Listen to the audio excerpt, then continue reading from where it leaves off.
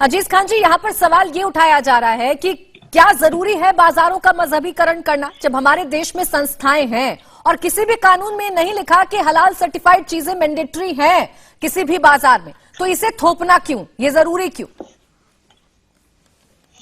देखिए प्राची जी, मैं ये नहीं समझ पा रहा हूं कि ये इस बाजार में मजहबीकरण कर कौन रहा है। अभी आप देखें कि जो हलाल का सर्टिफिकेट है वो ले कौन रहा है।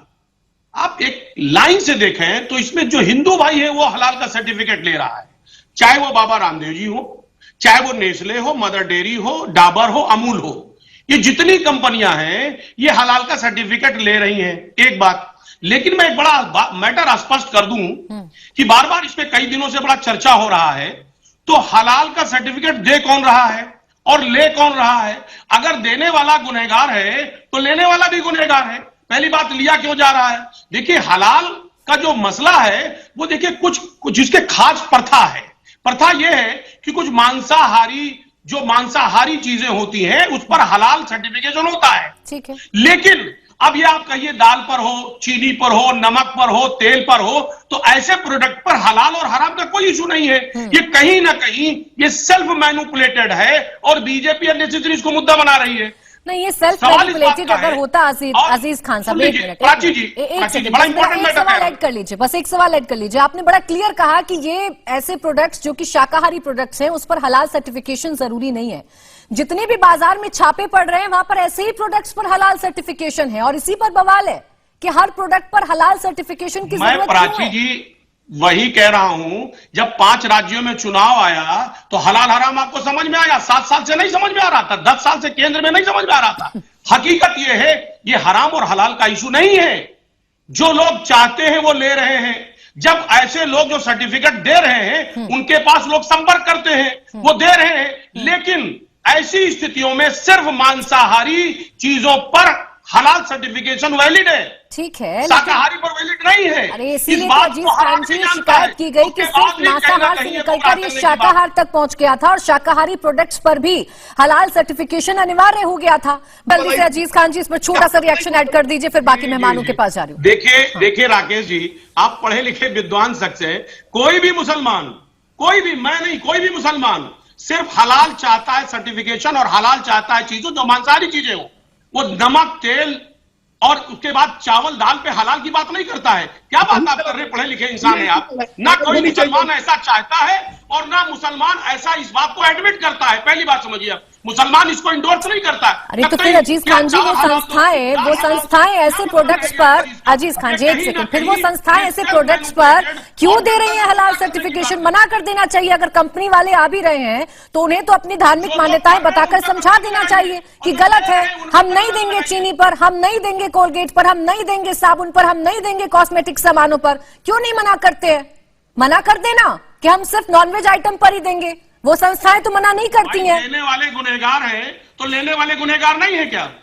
तो दोनों को गुनहगार मानिए ना, आप एक पक्ष को क्यों क्लीन चिट दे रहे हैं? हाफिज नूर, एक सेकंड, हाफिज नूर अहमद आगे बढ़ रही हूँ। अजीज खान जी, दोनों की आवाज थोड़ी कम कर दीजिए। अजीज खान जी, ये दिक्कत कहां पर शुरू हुई, किस बात को लेकर इश्यू है? अगर सरकार को कोई शिकायत मिली और सरकार अगर कोई कार्रवाई कर रही है, आप भी सरकार में रहे, FIR दर्ज होगी तो सरकार तो काम करेगी ना, इसमें मजहबी रंग कैसे ढूंढ लिया? देखिए प्राची जी, मुझे अनइंटरप्टेड 1 मिनट दे दीजिए, मैं बात अपनी कर लूं। इंपॉर्टेंट मामला है, बहुत जरूरी है।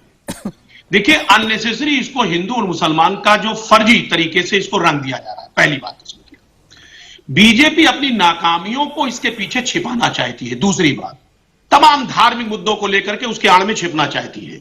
मैं बार बार कह रहा हूं ना कि अभी राजस्थान में देखिए किस तरीके से वहां रैलियां हो रही है और कन्हैया लाल और क्या क्या चीजें वहां पर चल रही है। तेलंगाना में आप देखिए, ये वही मुस्लिम समाज है जिसके लिए उत्तर प्रदेश से लेकर के पूरे देश में माननीय मोदी जी नारा लगाते रहे कि पसमानदा मुसलमान सब, उसको मैं प्रमोट करूंगा, आगे बढ़ाऊंगा। अभी देखिए 2 दिन पहले माननीय अमित शाह जी ने कहा साहब इनका हम आरक्षण ले लेंगे तेलंगाना में। अब आप इस बात को समझिए कि ये सारे मुद्दों को कहीं ना कहीं ये इन मुद्दों के पीछे हलाल को ले आए हैं। हलाल का क्या मतलब है, हम मोटा मोटा स्पष्ट कर दें।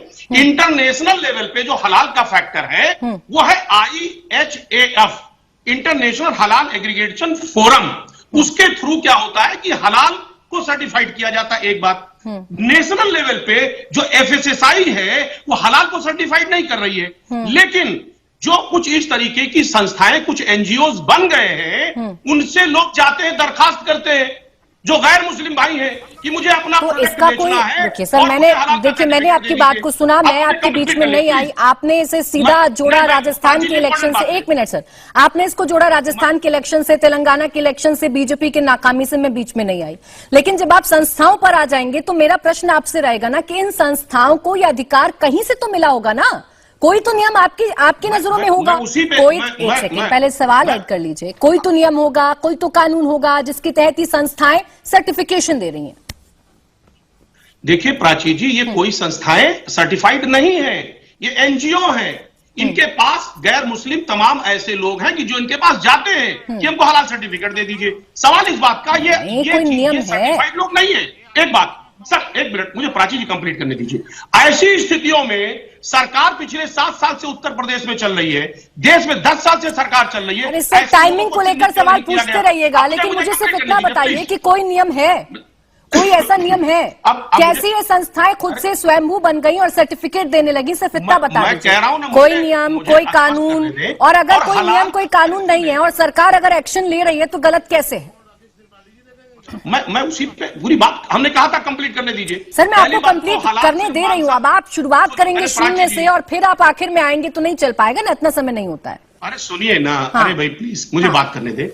हलाल का सर्टिफिकेशन केवल वैलिड है मांसाहारी वस्तुओं पर, या मांसाहारी वस्तुएं जहां जिसमें इस्तेमाल होती है। बाकी हलाल किसी चीज, अब बिल्डिंग पे कह रहे हैं, वो कह रहे हैं लिपस्टिक पे, चीनी पे, दाल पे, कभी इसमें कोई सर्टिफिकेशन की आवश्यकता नहीं है। हाँ, दूसरी बात, जो प्रोडक्ट विदेशों में भेजे जा रहे हैं, जिनका हम निर्यात कर रहे हैं, तो अजीज खान जी, जब आप इतने समझदार हैं और आप ये अच्छे से जानते हैं कि ऐसे प्रोडक्ट्स पर हलाल सर्टिफिकेशन जरूरी नहीं है और ऐसे प्रोडक्ट्स का भी हलाल सर्टिफिकेशन हो रहा है, तो क्या अजीज खान साहब ये नहीं चाहेंगे कि मजहब के आड़ में हो रही चीजों को रोका जा सके, इस पर एक जांच बिठाई जा सके, सरकार कोई सख्त एक्शन ले ताकि उन लोगों का चेहरा सबके सामने आ जाए जो मोटा पैसा वसूलते हैं इन सर्टिफिकेशन के नाम पर? तकरीबन 2 लाख रुपए लगते हैं अजीज खान साहब। प्राची जी, मैं यही तो कह रहा हूं कि अगर वो देने वाले दोषी हैं तो जो लेने वाले भी तो दोषी हैं। आखिर लेने वाले उनके पास जाते क्यों हैं जब वो जानते हैं सरकारी संस्था नहीं है, ये सेल्फ मेड संस्था है, ये एक सिर्फ एनजीओ है। तो ऐसी स्थिति में सरकार का काम ठीक है अजीज खान जी, दोनों लोगों पर कार्रवाई होनी चाहिए, आप ये कह रहे हैं, लेकिन अब सरकार तो कदम उठा रही है ना। सरकार तो ये कह रही है कि सर्टिफिकेशन लेना जरूरी नहीं है और इसीलिए ऐसे प्रोडक्ट्स को बैन किया जा रहा है। रही बात आपके सवाल की, मैं आ रही हूँ दानिश जी, पहले मैं जवाब ले लूँ राकेश त्रिपाठी जी से। जवाब दीजिए अजीज खान जी, छोटा रखिएगा सर, आप शुरुआत करेंगे शुरुआत से और फिर आखिर में आएंगे, ऐसा मत करिएगा, बस क्रिस्पी सा जवाब दे दीजिए। 2 शब्दों में बात कह दूं, 2 शब्दों में, राकेश जी खूब जानते हैं कि जब एक बार प्रोडक्ट आपको बेचना है और आप ऐसी कंपनियों के पास जा रहे हैं, ऐसे लोगों के पास आप मांग रहे हैं, तो आप दोषी नहीं है, और वो दे रहे हैं तो दोषी हो गए। भाई आप अपना माल बेचने के लिए, प्रोडक्ट को सेल करने के लिए उनके पास जाते हैं तो अजीज खान जी, ये धारणा बनाई किसने? एक मिनट अजीज खान जी, ये मैसेज गया कैसे लोगों के बीच में कि हलाल सर्टिफाइड चीजें ही खरीदना? ये गया कैसे मैसेज? ये किसने कन्वे किया? विनोद बंसल साहब ने कर दिया? राकेश त्रिपाठी जी ने कर दिया? किसने किया ये? अरे अजीज खान साहब, ये हलाल सर्टिफिकेशन इतना अनिवार्य है और कंपनियां भी अगर जाकर सर्टिफिकेशन मांग रही हैं तो ये मैसेज कन्वे किसने किया समाज में, ये तो बताएंगे। ये किसने बताया कि ये जरूरी है हलाल सर्टिफिकेशन? मस्जिदों से। किसने बताया? मस्जिदों से होता है, मौलवी करते हैं, उलमा करते हैं, या बताइए अजीज खान जी, किसने बताया? करते हैं।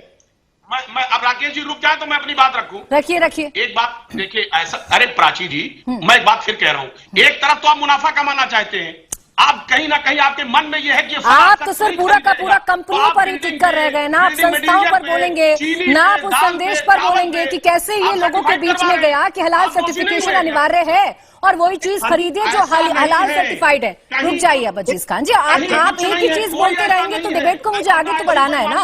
विनोद बंसल जी, अब रुक जाइए प्लीज, 1 मिनट रुक जाइए।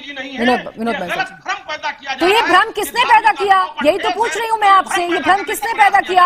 अब ये भ्रम विनोद बंसल जी या राकेश त्रिपाठी जी तो पैदा कर नहीं देंगे समाज में जाकर। बीजेपी भ्रम पैदा कर रही है। विनोद बंसल जी, बीजेपी भ्रम पैदा कर रही है। प्राची जी, मैं आपकी डिबेट के अंतिम चरण में फिर दोबारा से एक बार पूछना चाहता हूँ। विनोद बंसल मेरा नाम है।